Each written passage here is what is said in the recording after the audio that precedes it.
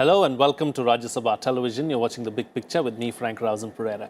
Italy's participation in China's Silk Road infrastructure project sparked an outcry in Germany on Sunday, including a call from the European Union to block such deals with a veto.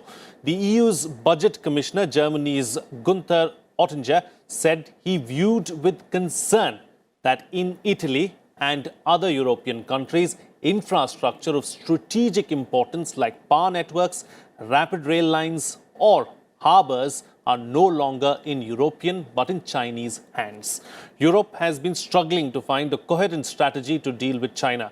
While the continent desperately needs to keep China on its side as a trade ally, it also is wary of Chinese states' ambitions and growing global clout. Italy on Saturday became the first G7 country to sign up for Beijing's new Silk Road project of road, rail and sea transport and trade links stretching from Asia to Europe. The project has raised eyebrows in Washington and in some EU capitals where critics say it will give China too much sway. Following his visit to Italy, Xi stopped in Monaco on the French Riviera before meeting France's Emmanuel Macron. Macron will hold trade and climate talks on Tuesday with Xi and German Chancellor Angela Merkel. On this edition of The Big Picture, we will analyse China's EU overtures and Europe's options. Joining me on the program today are Jayant Das Gupta, former ambassador of India at the WTO, Major General Dhruv C. Katoch, retired, Director, India Foundation, and Shashank, former Foreign Secretary. Thank you to all my guests for joining me on this edition of The Big Picture. Mr. Das Gupta, I'd like to begin the program with you. Italy's deal participating in China's Silk Road has raised quite a few eyebrows in the US and European capitals as well. Why is that so? The first thing is that it is the first G7 country to have broken ranks and to have signed onto the BRI, the Belt and Road Initiative. The second aspect is that Italy was in financial trouble. It has a very high debt burden, and last year it faced recession. And it wanted to spend a lot of money in order to come out of the recession, but the EU persuaded the Italians not to do it because it would have had far deeper implications. So the Italians were looking for investments. The Italians found their options restricted to a great extent, and one of the things which attracted them was the Chinese investments in Italy and the offer of Chinese market access for Italian products, especially luxury goods and fashion goods, for which Italy is very well known. So all told, I think it was quite attractive for Italy to have broken ranks. But having said that, there is a division amongst the ruling coalition. There is Matteo Salvini's Lega or League Party, which, and Matteo Salvini is a great admirer of President Trump. He has not participated in any of the functions, and he has also mentioned that this could mean colonization of Europe. The other partner, which is the Five-Star Movement, which is quite, I think, right of center, they have, of course, taken the initiative, and Prime Minister Conte and Deputy Prime Minister Di Maio, they have, of course, taken the initiative. So it has implications for Europe, it has implications for the US, and one of the things which has been mentioned is that this will also include telecom at some stage. Right. And the US has already expressed grave reservations about one of the Chinese companies, Huawei, coming in through the 5G network and then creating problems of a strategic nature. So all told, this is the first wedge which seems to have been driven into the unity of the European Union through the Belt and Road Initiative. Right. So that's the point that I want to take forward, Ambassador Shashank. All is not well in the European Union. Is that the message that is coming out of all of this? And also, let's not forget that, Germany has already called for such kind of deals, to be negated or blocked with the use of a veto in the EU. What do you make of that as well? Well, European Union in any case is a divided house. Brexit was the first signal. Secondly, several of the southern European countries are in a very weak economic position and they are trying to attract Chinese investments. Germany itself is trying to attract Russian investments. So Germany is under pressure from President Trump not to go for the gas pipeline, the Nord Stream 2. And here Germany is trying to advise Italy. Italian government seems to be a non-functioning government. So I think Chinese are hard bargaining people.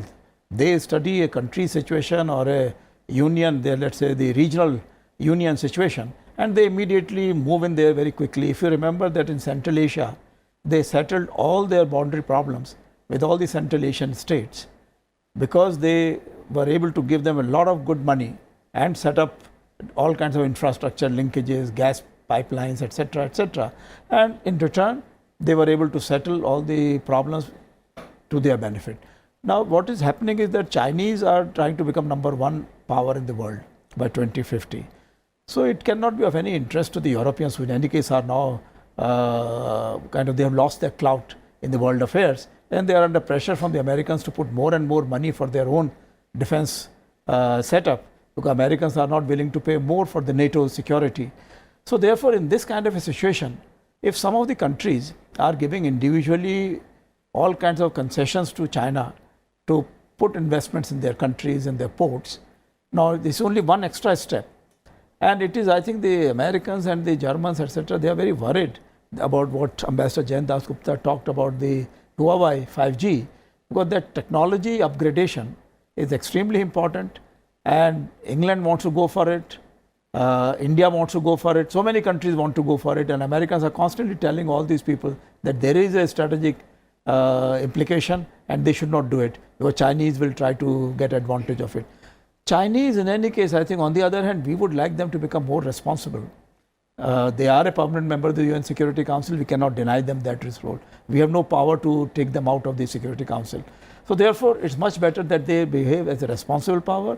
We would particularly like them to control the behavior of the Pakistani state and make them work against the terrorist elements which are there. Right. Americans and Indians are working together on that. Great. So we cannot have too many new openings towards China, say that, all right, we will not do this for you, or you should not go and invest in Italy. At the same time, we say, but you should give something for us and make sure that terrorism does not come to us.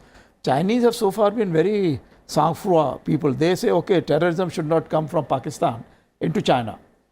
Rest, they have not been bothered. What we are trying to do is to make them accepting this position that they are a responsible nation.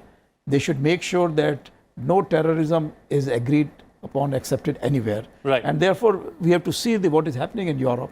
With the way European scenario is developing, world scenario is developing, and how the Chinese are trying to move towards the goal of taking BRI as the number one project to raise its profile as the number one superpower in the world. Right. That having been said, General, so is China trying to break the EU unity, and what are the implications really for Europe? I won't say that they're trying to break the EU unity per se. I think the way I've looked at this particular one is, the date mentioned earlier, 2050, where China has set for itself the goal of being the number one superpower. And I think for that they require political and geostrategic influence. The two key words is this is what they're looking for. Now, they have already, as far as influence is concerned through the BRI, they have made inroads in Asia, right? In ASEAN specifically, in Pakistan to a very great deal through the CPEC. $60 billion is what the assessment as far as the amount to be invested is concerned. They've also made significant inroads into Africa. And I think what they're trying to do now is to get into Europe. Now, once they get into these three continents into a big way, they have gained what we call the geopolitical and strategic influence. And now they're in a position to challenge the United States. Now, I think that is the larger game plan in which they're looking for. These are the steps which they are taking to reach that particular point. Now, concerns are not simply that there will be two superpowers. You know, earlier when we were looking at the two blocks which were there, we had the US-led Western bloc, and then we had the Soviet bloc in which the rest of the countries were. And then, of course, we had the third group of practically non-actors, the non-aligned movement, in which we also were part. We are coming down, we are actually looking into that sort of a situation again, by which again we are looking at superpower rivalry developing on these two lines. And I think what the Chinese are trying to do very smartly now is to get Europe onto its side. I think for Europe, the Germans, I have been to Germany and I can sense the danger which they feel. So it is not that Europe is not unaware of what is happening. But I think the larger concern is really of the United States. And here I want to come to specifically 5G. Now 5G is something which everybody is concerned about, because what does 5G give you? 5G gives you access to artificial intelligence, which is unimaginable than what we are seeing today. And the race is on really there. Now, what happens if the Chinese get it first and they capture this market? Now, the EU is working on it, including Italy. India is working on it, but we are nowhere near the way the Chinese are. And of course, the Americans and the Japanese, Israel, they are all onto it. Now, I think when we're looking at this 5G technology, this is where the American concerns come in with Huawei. That Huawei is also a major player in many countries, including in India. And through their equipment, you know, they get a backdoor. So there is a feeling that the Chinese will be able to spy on the rest of the world. Right? The way the Pakistanis stole the nuclear secrets, there is a feeling that the Chinese can steal all secrets once they get into this network, which is, I think, they're very concerned about 5G. Italy is working on 5G. And if any of these technologies go from Italy onto China, I think that is a matter of concern. Now, what the Italians have stated is that it is part of their, the word which they have used is the golden power legislation which the Chinese have got. I beg your pardon. Which the Italians have got, right? And this golden power legislation is something which protects their strategic industries. And they have stated that 5G will be part of that strategic industries. But really what the future holds, we don't know. Because the Chinese are now buying Italian bonds. $2.8 billion or 2.5 billion euros is the total investment which they are doing. And once they buy up huge currencies as far as the Italians are concerned, and the Italians are later on not in a position to repay back, then we really don't know what they're going to do. Yeah. So I think we're looking at very interesting times. We've seen a similar module in other countries as well. We have seen that module elsewhere. And you see, then the Chinese can apply pressure. Right. And when they start applying pressure, they have to break one country, then they break the second and the third. Right. Then they break the EU. And the Chinese aren't really concerned about time. It doesn't matter whether they do it in 6 months or 5 years. Yeah. So they are playing a long game. And I think we need to be very, very wary of what the Chinese are doing. They cannot be trusted on this, and we need to be, as Indians, we need to be very concerned. Sure, certainly. Taking the discussion forward, Ambassador Jayant Dasgupta, of what strategic importance or of what economic, let me put it this way, of what economic importance is China to the EU? China is the second largest trading partner after the US for the EU. It is also the main investment, in terms of being an investor in the EU. It is perhaps the largest investor, because the US companies have been investing in the past, but now it is up to China. The third thing is that it is not Italy which has fallen the first. It is the first G7 country. The Greek port of Piraeus has already been taken over by a Chinese company called COSCO, which has sent approximately 4 million containers from the port this year.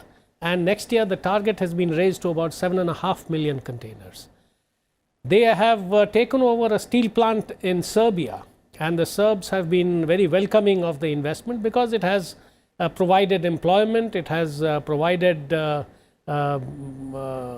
strategic advantage to Serbia in terms of its exports and other related issues. The European Union faces a big dilemma because it has termed China as a systemic rival, and it has raised very similar concerns to that raised by the US in moving against China last year. The first thing is about intellectual property theft. The second aspect is about not playing fairly by the rules of the game, which is that China keeps on subsidizing, and most of its subsidies are not very well publicized. They are hidden subsidies. There are hidden subsidies which are very difficult to put your finger on. And the third thing is the state-owned enterprises, which often back financial deals where the front is a Chinese company. And in terms of the China Make in China initiative of 2025, of which the US is particularly concerned because it will catapult the Chinese to technological dominance over the global trading arena.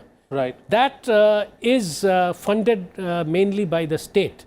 And one of the US concerns is that technological excellence should come from private enterprises, from private endeavor, and it should not be state funded.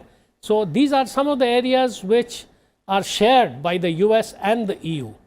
So this is a very major threat because the rules of the game, if they are not being followed, India is a much smaller player on in the trading arena, and it is also likely to get affected.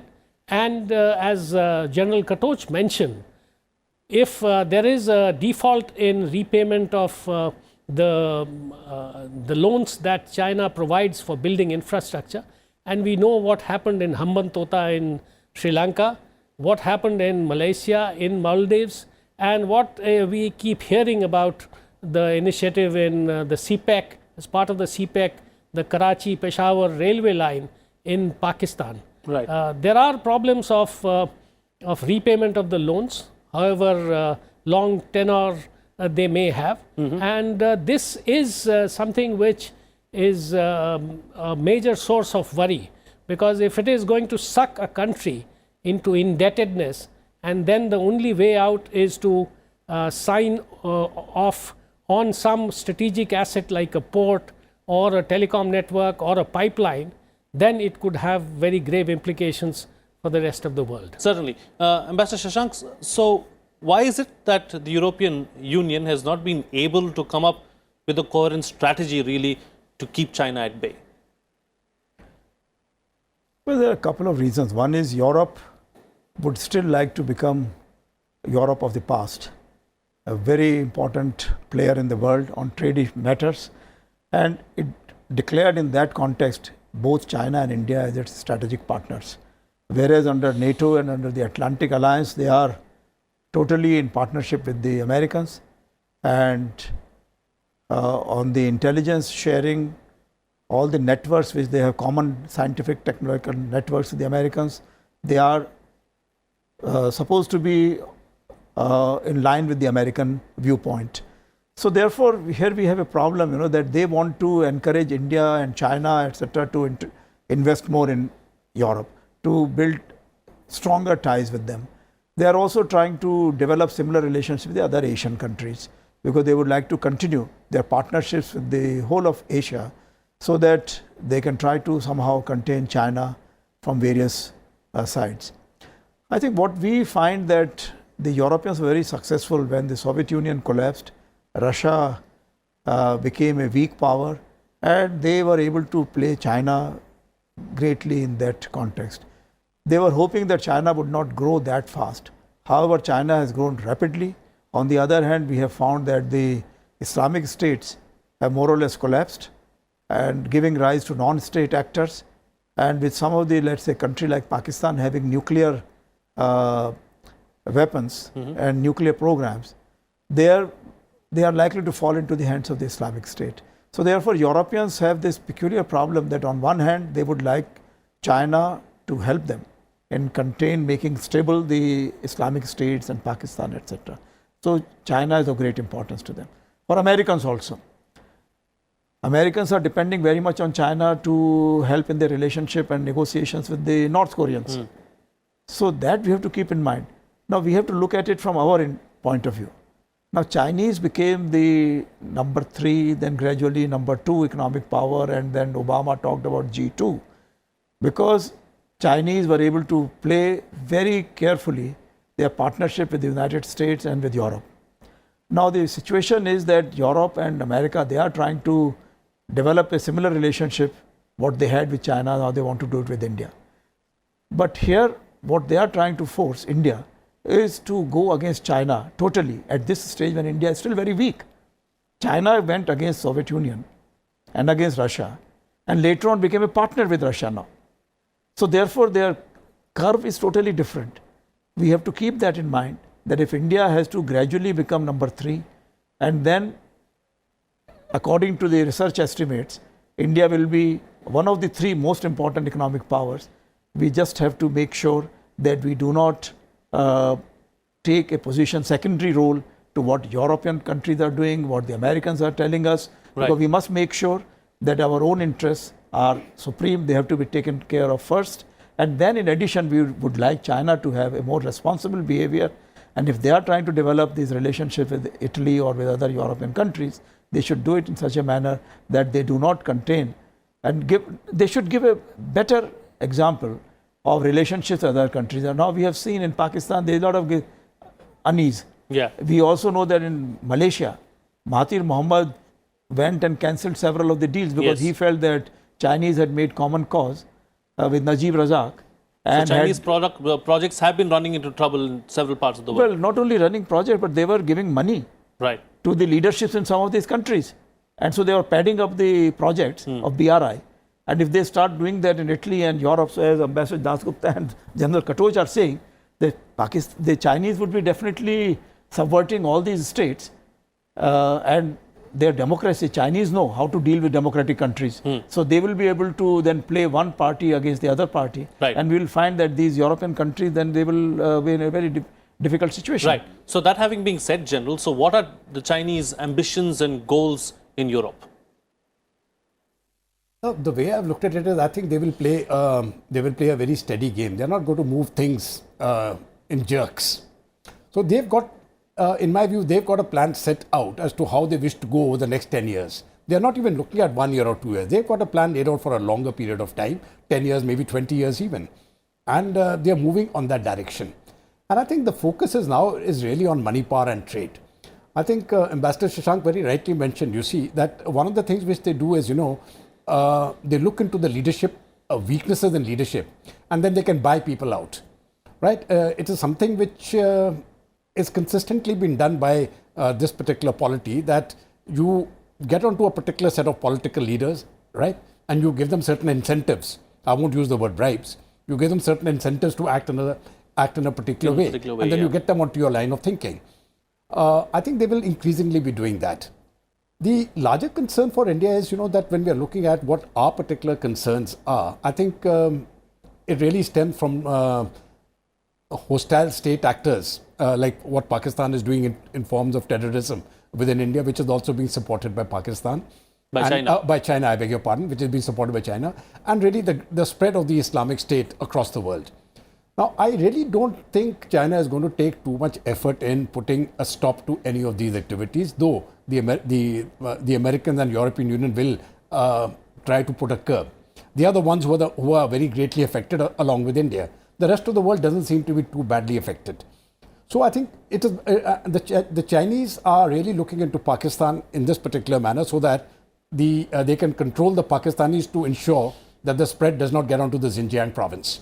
You see, so but what they do to the rest of the world, they are not too much concerned. Yeah. Right? And not only are they not too much concerned, I think they actively encourage it as far as India is concerned. So that is why that this Masood Azhar case and all that, they are playing a larger game, right? They are willing to take the risk of being called a supporter of a terrorist state rather than actually come out openly against Pakistan, because their stakes are also pretty high in this particular game. Sure. So the question is, what does India do now when we're looking into this? I think regardless of all other considerations, we really have to do two things. And there are two very, very simple things. One is we have to look after our economy and see and ensure that our growth rate, which is about 7 to 8%, gets into double digits and remains there for about 2 decades. That, I think, is the most important fundamental thing. And we have two very senior diplomats sitting here. They have, India's diplomacy has a very important role to play to ensure that we get to that stage. on the world stage. That is one. The second thing is that militarily, I think we should not be, there is always a hesitation in saying that perhaps we have to be militarily strong. A weak military cannot guarantee a strong foreign policy. That must be the underlying thing. Absolutely. They both go hand in hand. Right. So they both go hand in hand. So you have to have a strong military. I'm not saying that the military takes preponderance over other things, because that is the very prime reason I started with the economy. Without the economy, there is no military. But along with the economy, we must understand that the military has to grow hand in hand to ensure that that economy stays at 10%, hopefully above 10%. And having these two things, I think the final thing which we need in India is on certain strategic issues, especially in terms of foreign policy and security issues and strategic issues, I think all political parties must be on one common platform. Once we have these three things, I think India will be safe. And I really don't perceive any threats from China coming or from any other parts if we have these three things in order as far as we are concerned. Okay, 2 minutes left on the program. So quick closing comments from all my guests, starting first with you, Ambassador Das Gupta, on, let's not forget there's a meeting between Xi Jinping, Emmanuel Macron and Angela Merkel, along with the European EU president and others as well. So what's likely to happen there? One of the things which Macron and Merkel have been mentioning, there was a proposal to merge Siemens and Alstom, and that would have produced a European champion in the railways, which could have taken on the Chinese giant railway companies. That has been turned down by the EU, so the European Commission rather. So that is amongst the things which will get discussed, and of course this Italian initiative will get discussed, and this was in fact on the agenda on Thursday last, and the results of that are not known. One of the things I wanted to add to what General Katoch has so very aptly put is that we have to stand on our own feet, and for that we need to put in a lot of money and effort into research. And that research spans across the board. Sure. Ambassador Shashank, the way forward for India really in all of this? Yeah, I think we need to work very decisively in a very focused manner to make sure that our growth rate remains above 10%. Secondly, I completely agree with whatever General Katoch has said, that the political parties need to be more mindful of a very focused foreign policy, defense policy with regard to neighbors and with regard to the world. So I think we need to continue in that direction. And as far as Europe is concerned, yes, Europe is our partner. The President Xi Jinping, I think he will be talked about for the climate change issues, for the other international issues, because we are seeing that Americans are going back on the international commitments. And therefore, it is very important that the Europeans and the Asians, they come take the lead on climate issues, on trade-related issues, and make sure that the globalization which was going on open economies, that should continue. General, close the show for us very quickly with your concluding remarks. I think there's nothing really I can add as far as what Ambassador Shashank and Ambassador Das Gupta has said.